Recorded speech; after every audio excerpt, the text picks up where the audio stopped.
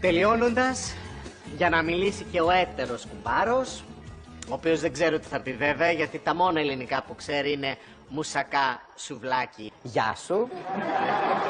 This joke was so lame, don't worry, you'll crush him.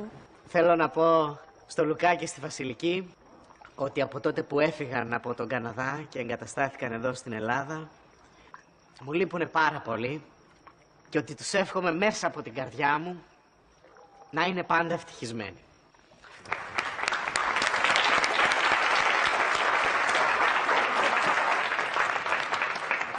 Ευχαριστούμε πολύ τον Χρήστο. Καλούτσικα μας τα είπε. Τώρα είναι η σειρά του Ρίτσαρντ. Θέλω ένα δυνατό χειροκρότημα να τον εμψυχώσουμε.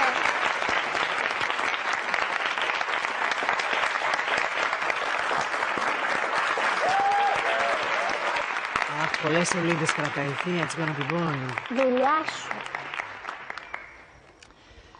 Γεια σας. Είμαι ο Ρίτσαρντ. Όσοι είστε φίλοι του ζευγαριού από την Ελλάδα, με βλέπετε πρώτη φορά.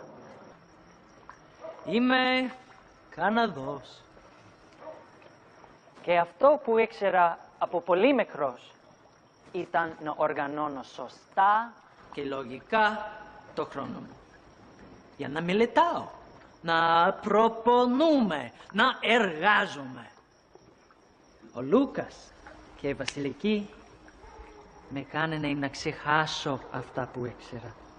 Τους είδα να ερωτεύονται και να κοιτάζουν ο ένας τον άλλον σαν να άνοιγαν τα μάτια τους για πρώτη φορά.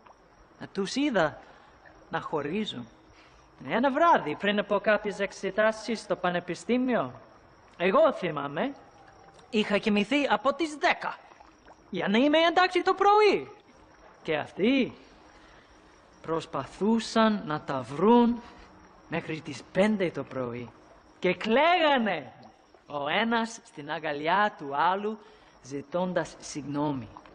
Δεν έχω ιδέα τι γράψανε την επόμενη μέρα. I got a terrible grade. She did way better than I did.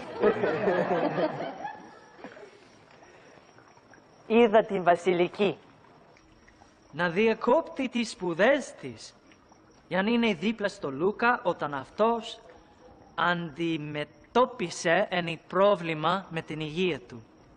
Και έπειτα, όταν αυτή πήρε μετάθεση σε άλλη πόλη, είδε το Λούκα να κάνει 400 χιλιόμετρα τη μέρα για να μην νιώθει μόνη της. Πέρσι, ο Λούκας έχασε τους γονείς του. Και η Βασιλική ήταν και πάλι δίπλα του.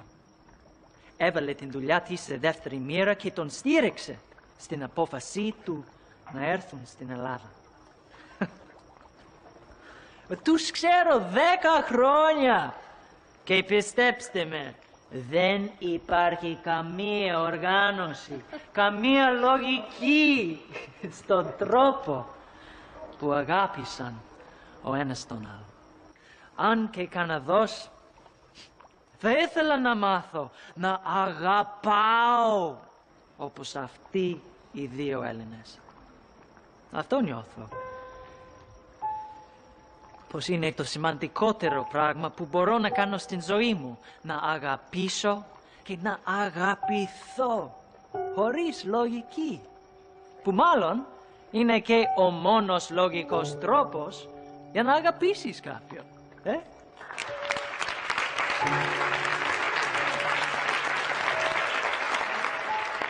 Δύο πράγματα θα σου πω. Το ένα πως έσκησε.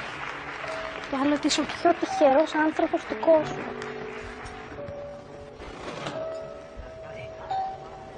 Μουσακάς, σουβλάκι, γεια σου, μαλάκα.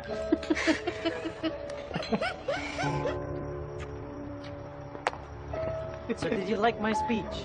Φίλε, ήταν ο ωραιότερος λόγος που είχα ακούσει ποτέ. This dude is the best speech ever, man. Am I the best Greek kubaros or what? You are. Άιντε φύγετε. Πηγαίνετε να κάνετε παϊδάκια τώρα. Go make some ribs, he said. Go make some ribs. See you tomorrow. Bye.